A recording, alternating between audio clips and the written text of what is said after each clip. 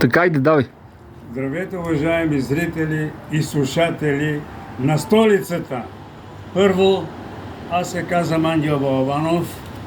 От 1982 година съм лишен от правото на труд.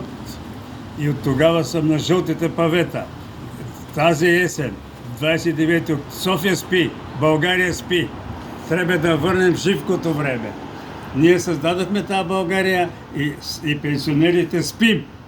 2 милиона и там 50 хиляди сме души останали.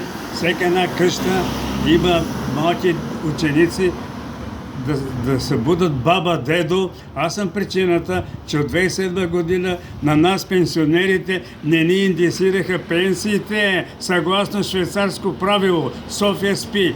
Тия 240 тартутника, като дигат ток вода парно-марно, нас не ограбват. Нас не ограбват и аз не спирам от 1982 година.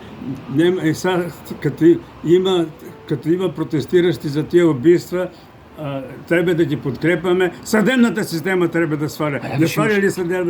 Не сваля ли съдебната система, нищо не правим. От 1982 година аз имам материали, медиите, Румен Радев, той не е за ръководител. Лично се познаваме като колеги и то академик Денков и до него пиша. И сега в Народното събрание искат материали от 1982 година на тия 240 тартутника. С извинение да ми пикам на мозъците и да върнем това. Ние сме работодатели и ние те от нас взимат заплата и не са ни нужни. Депутатите трябва да бъдат при избирателите. Аз съм доволен, че доживех вашето време, младите виж. Имаш ли още лозунги такива? Имаме, те са много. Има много плакати, лозунги, така от 1982 година и преписката ме заведе на Страсбург и трябва да сваля съдебната система, корупцията. Това се боря, лишен от правото на труд, като локомотивен машинист. 16 години работих, а 40 години трябва да... Те знаят, че не са виновни мафиотите. С винени да се имат майката и всичките на стадиона. Пиночет това е. Без Пиночет няма да стане. Благодаря, че ми слушахте. Да сте живи и здрави.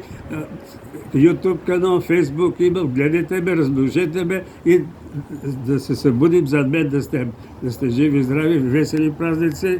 На такава дата съм роден, на 22 септември. Лична дата, Левски, Бота, Бенковски, дева съм и не мога да бегам. Благодаря на Всевишния, че ме движи, дава ми разум и здраве, той ме движи. Живи и здрави, благодаря още един път, че ме слушахте. Въртете ме, YouTube, Facebook, каналите, да събудим. София да събудим. София и България спи. Всичко хубаво, весели празници.